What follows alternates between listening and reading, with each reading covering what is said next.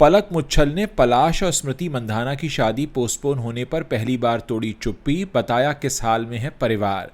कभी लॉयल नहीं रहे, शेखर कपूर पर एक्स वाइफ ने लगाए थे चीटिंग के आरोप, जानकर आपको भी होगी हैरानी।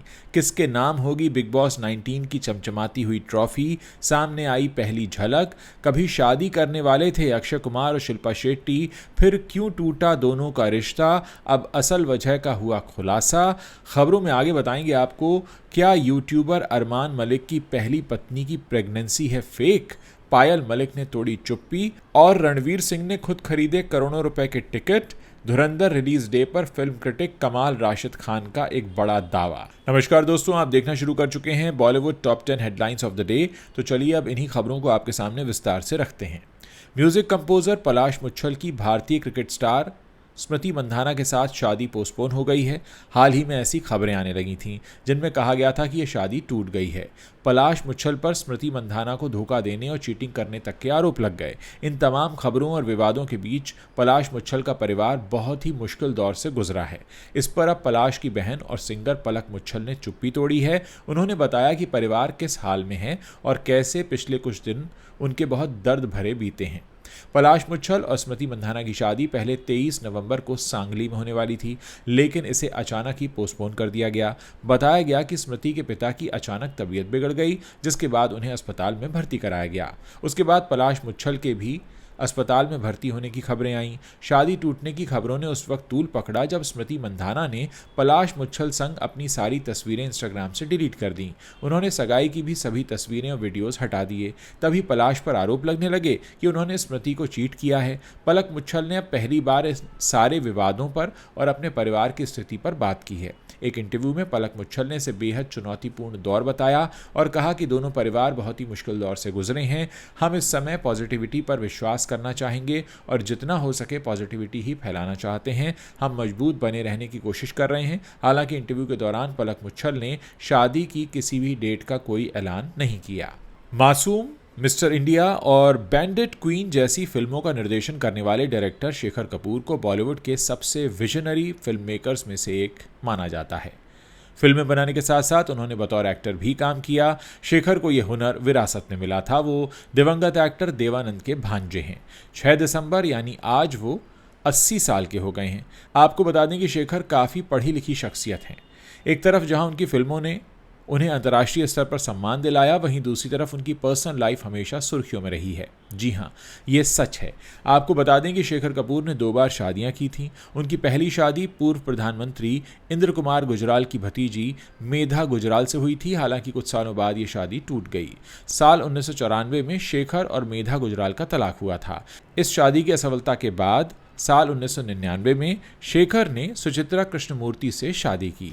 सुचित्रा उम्र में उनसे 30 साल छोटी थीं। ये शादी करीब 8-9 साल चली होगी। फिर अचानक साल 2006-07 में सुचित्रा ने उन पर कई सारे आरोप लगाते हुए उनसे नाता तोड़ लिया। इस शादी से उन्हें एक बेटी हुई थी जिसका नाम कावेरी है। आपको बता दें कि शेखर कपूर से तलाक लेने के बाद एक इंटरव्यू में सुचित्रा कृष्णमूर्ति ने अपने एक्स पति पर कई गंभीर आरोप लगाए थे। सिद्धार्थ कनन के इंटरव्यू में सुचित्रा ने शेखर पर चीटिंग और डिसरिस्पेक्ट के आरोप लगाए थे। इंटरव्यू में सुचित्रा कृष्णमूर्ति ने यह भी कहा था कि उनकी शादी टूटने के पीछे की वजह प्रीति जिंटा है। उन्होंने ये भी कहा था कि घर वालों के खिलाफ जाकर उन्होंने अपनी शादी की थी, मगर इस शादी के बाद शेखर कभी लॉयल नहीं रहे। बिग बॉस 19 अब रैप अप मोड में है। 7 दिसंबर को सलमान खान के इस मोस्ट कंट्रोवर्शियल शो का ग्रैंड फिनाले होगा और ड्रामे और हंगामे और लगातार कंट्रोवर्सी से भरे इस सीजन का एंड हो जाएगा। बीते एपिसोड में मालती चाहर शो से विक्ट हो गई थीं। इसके बाद बिग बॉस के 19वें सीजन को टॉप 5 फाइनलिस्ट भी मिल गए। फाइनलिस्ट में जगह बनाने वालों में फरहाना भट्ट, गौरव खन्ना, अमाल मलिक, तान्या मित्तल और प्रणीत मोरे हैं। वहीं एपिसोड में सीजन की चमचमाती हुई ट्रॉफी भी रिवील हो गई, जो बिग बॉस 19 की थीम से पूरी तरह मैच करती है। इस सीजन की ट्रॉफी का डिजाइन घर वालों की सरकार से परफेक्टली मैच करता है। प्रीमियर से पहले जारी किए गए शो के प्रोमो में सलमान खान हाथ का एक ऐसा इशारा करते हुए दिखाई दे रहे थे जो अब ट्रॉफी में भी दिखाई दे रहा है। बीते एपिसोड में ट्रॉफी को रिवील करने के लिए 5 फाइनलिस्ट को असेंबली रूम में बुलाया गया था। ट्रॉफी का लुक दोनों हाथों के पोज थे जो एक होम वाला फील दे रहा था। इस पर डायमंड का वर्क किया गया है। नीचे की तरफ विनर बिग बॉस 19 लिखा है। वहीं जिस ट्रॉफी को जीतने की चाह लिए पिछले 3 महीनों से भी ज़्यादा समय से जिस शिद्दत से घर वाले जुटे हुए थे, उसे सामने देखकर पांचों फाइनलिस्ट का मुंह खुला का खुला रह गया। अब यह देखना एक्साइटिंग होगा कि 7 दिसंबर को आखिरकार ये शानदार ट्रॉफी कौन अपने घर ले जाता है। फिलहाल बिग बॉस 19 की चमचमाती ट्रॉफी की तस्वीर सोशल मीडिया पर खूब वायरल हो रही है। अक्षय कुमार और शिल्पा शेट्टी ने एक साथ कई फिल्मों में काम किया है। एक समय ऐसा था जब दोनों की डेटिंग की खबरें भी काफ़ी सुर्खियों में थीं। हर मैगजीन और अखबार में उनके रिश्ते की खबरें बनी रहती थीं। लेकिन एक समय ऐसा आया जब दोनों का रिश्ता ख़त्म हो गया और दोनों ने साथ में काम करना भी छोड़ दिया।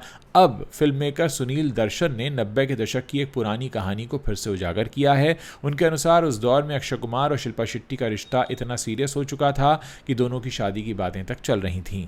बातचीत में सुनील दर्शन ने खुलासा किया कि दोनों एक दूसरे के लिए परफेक्ट लग रहे थे, लेकिन शिल्पा के माता पिता ने शादी के लिए कुछ शर्तें रख दी। उन्होंने साफ साफ तो नहीं बताया कि शर्तें क्या थीं, लेकिन कहा कि जो माता पिता अपनी बेटी की सिक्योरिटी के लिए कुछ मांगते हैं वो गलत नहीं होता। हर तरह की सिक्योरिटी हर माता पिता यही चाहते हैं। सुनील दर्शन ने आगे कहा, मुझे लगा कि माता पिता का ऐसा करना ठीक नहीं था। शायद ये रिश्ता किस्मत में ही नहीं था। उनका मानना है कि अगर वो शर्तें नहीं रखी जाती तो शायद बात कुछ और होती। दिलचस्प बात यह है कि सुनील दर्शन को उस समय एक ज्योतिषी ने बताया था जो कि राजेश खन्ना से जुड़े हुए थे कि एक दिन अक्षय कुमार ट्विंकल खन्ना से शादी करेंगे। उस वक्त सुनील को यह बात बिल्कुल अटपटी लगी थी क्योंकि उस समय अक्षय और ट्विंकल का आपस में कोई वास्ता था ही नहीं। इंटरव्यू में सुनील दर्शन ने खुलासा किया कि दोनों एक दूसरे के लिए परफेक्ट लग रहे थे, लेकिन शिल्पा के माता पिता ने शादी के लिए कुछ शर्तें रख दी। उन्होंने साफ साफ तो नहीं बताया कि शर्तें क्या थीं, लेकिन कहा कि जो माता पिता अपनी बेटी के लिए सिक्योरिटी मांगते हैं वो कुछ गलत नहीं करते। सुनील दर्शन ने बताया कि अक्षय का दिल उस समय टूटा हुआ नहीं था, वो बिल्कुल ठीक थे और उस दौर में धड़कन, हेरा फेरी और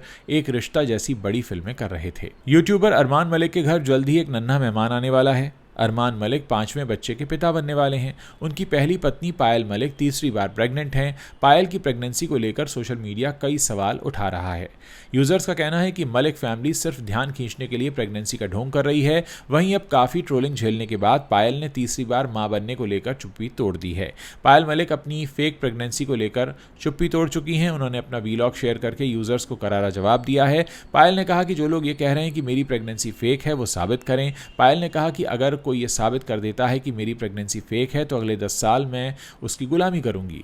जो कुछ मेरे नाम है वो सब कुछ उसके नाम करूंगी। आगे उन्होंने कहा कि जो भी मेरी प्रेगनेंसी को झूठा साबित करने आएगा वो मुझे किसी भी हॉस्पिटल में पहले ले चले। मैं ये नहीं कहती कि मेरा जहाँ ट्रीटमेंट चल रहा है वहीं लेकर जाओ, आप कहीं भी लेकर जा सकते हो और मेरे सारे टेस्ट करा सकते हो जो कि एक प्रेग्नेंट लेडी के होते हैं। अगर सब कुछ पॉजिटिव आया है तो आपके लिए भी मेरी तरफ से शर्त है कि अपने साथ 5 लाख रुपए लेकर आना। आपको बता दें कि यूट्यूबर अरमान मलिक ने 2 शादियां की हैं। अरमान मलिक ने पहली शादी 2011 में पायल मलिक से की थी, जिसके बाद उनके बेटे चिरायु मलिक का जन्म हुआ। 2018 में पायल से तलाक लिए बिना ही अरमान ने अपनी दोस्त कृतिका से शादी कर ली, जिनसे उनकी मुलाकात उनके बेटे चिरायु की बर्थडे पार्टी में हुई थी।